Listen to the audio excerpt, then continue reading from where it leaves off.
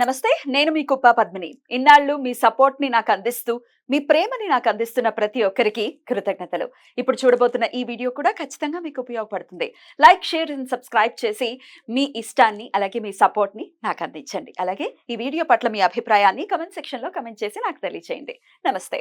నమస్తే. Welcome to our channel. నేను పద్మిని. ప్రస్తుతం పాటు ప్రముఖ ఆధ్యాత్మికవేత్త, astrologer, tarot card reader and vedic nutritionist Shrimati Vanaja Ramisetti గారు మనతో పాటు ఉన్నారు. మాట్లాడదాం. మేడం నమస్తే. మేడం తిరుపతి లడ్డు ఇష్యూ ఎంతలాగా అసలు మనోభావాల్ని దెబ్బతీసింది అనేది ఆలోచిస్తూ ఉంటే, అసలు దాని గురించి ఆలోచిస్తూ ఉంటేనే చాలా చాలా బాధాకరంగా అనిపిస్తుంది. ఎమోషన్స్ తో ఆడుకోవటం ఇది డెఫినెట్ నమ్మకము అండ్ ఎమోషన్ డెఫినెట్లీ ట్రస్ట్ అక్కడ అటు స్వామివారికి అదే పెట్టారు, ఆ ప్రసాదాన్ని మనము అదే తిన్నాము అని అంటే చాలా చాలా బాధాకరం ఇది. అయితే చాలా రకరకాల అభిప్రాయాలు దీని గురించి వెల్లువెత్తుతున్నాయి. నెగటివ్ గురించి ఒకసారి మనం మాట్లాడుకుంటే, తమిళనాడులో ఒక పార్టీకి చెందినటువంటి ఒక వ్యక్తి చేసినటువంటి కమెంట్స్ నిజంగా చాలా చాలా అసలు ఏం మాట్లాడుతున్నారు వీళ్ళు అర్థం కానటువంటి పరిస్థితి. ఏమైనా చచ్చిపోయారా? పంది కొవ్వుతో గనక చేశారు, సరే పంది కొవ్వుతో ఎక్స్ట్రాక్ట్ చేసినటువంటి నెయ్యి చేశారు, చచ్చిపోలేదుగా ఎవరు? దేశంలో ఇంతకన్నా పెద్ద సమస్య లేదా మాట్లాడటానికి, సార్ట్ అవుట్ చేయడానికి అనటం ఎట్లా చూడొచ్చు? అదొక ప్రైడ్ అదే మనకి వెంకటేశ్వర స్వామి టెంపుల్ గాని కలియుగ దైవం ఆయనే మనకు ప్రొటెక్షన్ అని మనం భావిస్తాం. ఇప్పుడు ఎంత జరిగినా ఆ కొండ మీద నుంచి అభయహస్తం మనల్ని ఎప్పుడు కాపాడుతూనే ఉంటదని మనం అందరం నమ్మి ఆయన్నే కొలుస్తాం కదా. శనివారాలకి ఇంత ఇంపార్టెన్స్ ఎందుకు ఇస్తున్నాం?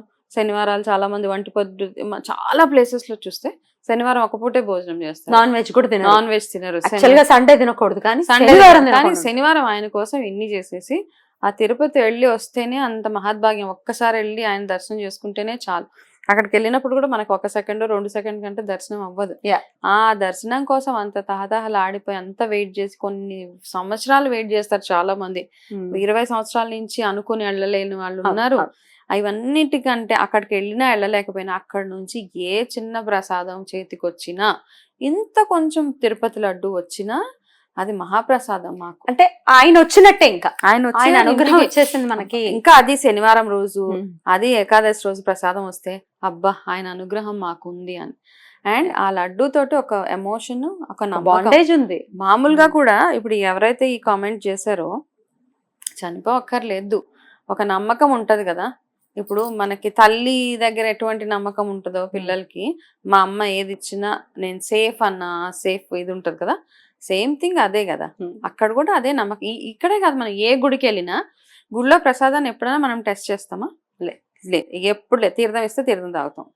ఎప్పుడో పొద్దున అభిషేకం చేసి ఇచ్చిన తీర్థం కూడా తాగేస్తాం. బికాస్ భగవంతుడు మమ్మల్ని ఆయన చూసుకుంటున్నాడని, ఆయనే ప్రొటెక్ట్ చేశాడు. ఇప్పుడు ఇంత కల్తీ అయినా భక్తులు తిని కూడా అలా ఉన్నారంటే ఆయన ప్రొటెక్షనే కాబట్టి, అది కూడా ఆయన ఆశీర్వాదమే. ఏం కాలేదు కదా అంటే అందుకే కాలేదు. ఆయన ప్రొటెక్షన్, ఆయన అభయహస్తం ఉంది కాబట్టి ఏమీ అవ్వకుండా అందరూ ఇంకా అలా ఉన్నారు. అంత జుగుప్సాకరంగా అనిపిస్తుంది అసలు. అది పందిది, తర్వాత బీఫ్ ఎక్స్ట్రాక్ట్స్ అని కొవ్వు కలిపేసి, ఇంకా కమెంట్లు ఏంటంటే అదే ఎక్కువ కాస్ట్, పంది మాంసమే ఎక్కువ కాస్ట్. అసలు ఎలా చూడొచ్చు దీన్ని? ఆవు కంటే పంది కాస్ట్లీయా?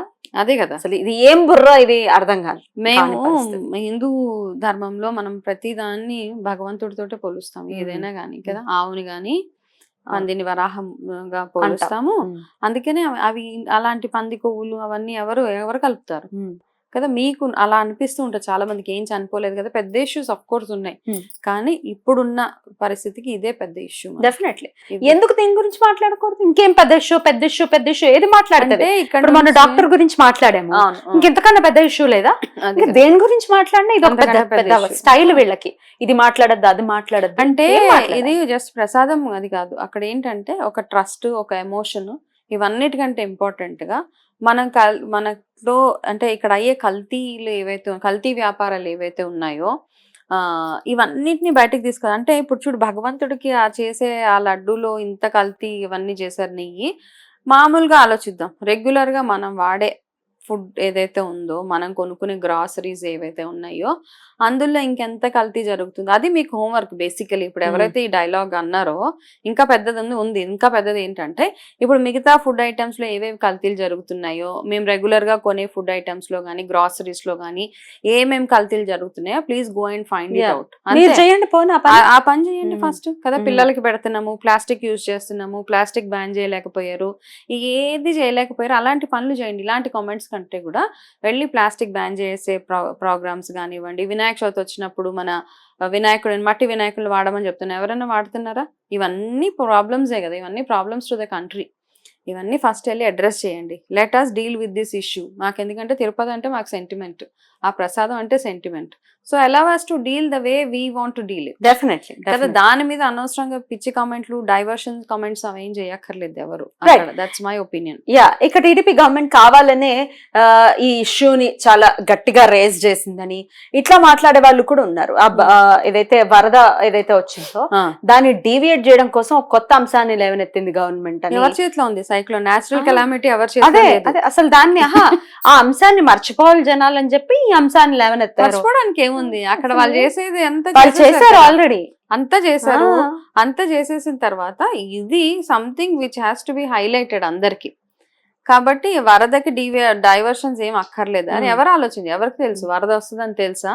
వరద వచ్చింది, కాకపోతే సిటీ ప్లానింగ్ సరిగ్గా లేదు, టౌన్ ప్లానింగ్ సరిగ్గా లేదు, ఇంత విధ్వంసం అయింది. భగవంతుడు ఏదో ఒక రకంగా చూపిస్తాడు కదా, ఇలా ఏదో ఒక దగ్గర ఏదో పాపం జరుగుతుంది అని. అండ్ లక్కీగా ఏంటంటే ఇంక ఇప్పుడు బయటపడింది, లేకపోతే అది ఇంకా కంటిన్యూ అవుతూనే ఉండేది. ఇప్పుడు ఎంత ప్రక్షాళన చేసినా ఏం చేసినా అఫ్ కోర్స్ ఇప్పుడు అవన్నీ చేస్తూ ఉన్నారు. అండ్ మన వంతు కూడా నాకేమనిపిస్తుంది అంటే ప్రతి ఒక్కరు, ఇప్పుడు నేను కూడా 2023లో తిరుపతి వెళ్ళా, తిన్నా ప్రసాదం, ఎవరం హైలైట్ చేయలేకపోయాం కదా. ఇప్పుడు మనం అందరిని కనుక్కోలేకపోయాం, కానీ ఎంతో కొంత తెలిసింది అందరికి. ఏంటి సువాసన లేదు. సో 10 రోజులు కాదు, 15 రోజులు కాదు, 20 రోజులైనా ఫ్రెష్ గా ఉండేది. అలాగే ఉండేది. ఓపెన్ చేయగానే ఆ కర్పూరం గుమలాడిపోయేది. ఇప్పుడు ఫ్రిడ్జ్ లో పెడితే అది ఇచ్చుకు నెత్తి మీదకి ఎవరైనా కొట్టామంటే బొక్కడి అంతే అంతే నిజంగానే అంత ఘోరంగా అనమాట. అయ్యో వచ్చేటప్పుడు పులిహోర తిన్నా, మామూలుగా అయితే ఎలా ఉంటది, ఆ దర్శనం చేసుకుని బయటకు వచ్చాడు పులిహోర చాలా బాగుంటుంది. తిన్నాక ఇంకొకరు ఎవరైనా ఇంకొకటి అనిపిస్తుంది. ఆ ఒక్కటి కూడా తినలేకపోయాం లాస్ట్ డిసెంబర్ లో వెళ్ళినప్పుడు. అది బలవంతంగా ఎక్కింది నోట్లోకి నిజంగా. అంటే ఇట్ వాస్ వెరీ నార్మల్ అన్నమాట. ఆ తిరుపతిలో పెట్టే ప్రతి ఒక్క ప్రసాదం ఈజ్ అమృతం అంతే. అది ఎంత ఇచ్చినా అమృతమే, ఎంత కొంచెం ఇచ్చినా అంతే. కానీ ఆ రోజు తినలేక తినలేము, పాడేయలేము. మనకు ప్రసాదం అంటే చాలా సెంటిమెంట్ కదా.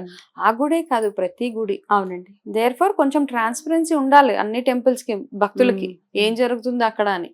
టెంపుల్ ఇన్ఫర్మేషన్స్ అంటూ ఉండాలి, వాళ్ళ ప్రసాదాల్లో ఏం కలుపుతున్నారు ఏంటని గోయింగ్ ఫార్వర్డ్. అవునా, మనకు నిజంగా తెలియదు అసలు ఏమవుతుందో. ఇంకా మనందరికి ఏంటి నమ్మకం, అక్కడ వకులామాత స్వయంగా చూస్తూ ఉంటారు. వెంకటేశ్వర స్వామికి వంటశాల దగ్గర ఎటువంటి నైవేద్యాలు తయారు చేస్తున్నారు, ఇదంతా మోసమే కదా. చాలా చాలా ఎట్లా శిక్ష మాత్రం ఖచ్చితంగా పడుతుంది. అది ప్రభుత్వాల నుంచి కాదు, నేచర్ నుంచి అని అనుకోవచ్చా? 100%. అసలు ఇప్పుడు కాదు, ఇప్పుడు ఇది అయ్యే ఈ గొడవ ఏం పనిష్మెంట్ కాదు. ఒక భగవంతుడు చేస్తాడు, రైట్ టైంలో రైట్ పనిష్మెంట్ ఇస్తాడు కదా. ఆ పనిష్మెంట్ దేవుడి నుంచి ఎవరిని తప్పించుకోలేము, ఎక్కడి నుంచైనా తప్పించుకోవచ్చు, కానీ భగవంతుడి నుంచి అసలు ఎక్కడ తప్పు జరిగినా మనకి ఎంతో కొంత బాధ్యత ఉంది ఖచ్చితంగా. మరి మనకు కూడా ఎంతో కొంత బాధ్యత ఉంది. డిప్యూటీ సీఎం పవన్ కళ్యాణ్ గారు ఎలా అయితే ప్రాయశ్చిత్త దీక్షని పూనారో, ఆయన డెఫినెట్ గా ఆదర్శం ఈ పాయింట్ లో.